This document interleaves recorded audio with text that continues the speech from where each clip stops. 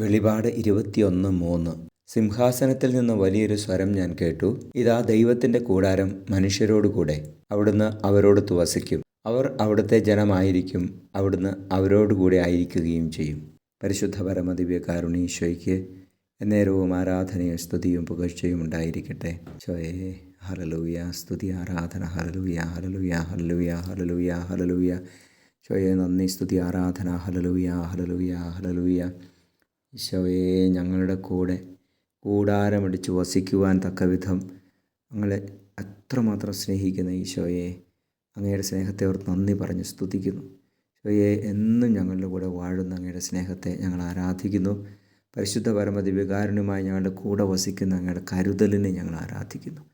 നമ്മുടെ കർത്താവ് മിശിഹായുടെ കൃപയും പിതാവായ ദൈവത്തിൻ്റെ സ്നേഹവും പരിശുദ്ധാത്മാവിൻ്റെ സഹവാസവും നിങ്ങളോട് കൂടി ഉണ്ടായിരിക്കട്ടെ, ഇപ്പോഴും എപ്പോഴും എന്നേക്കും. ആമേൻ.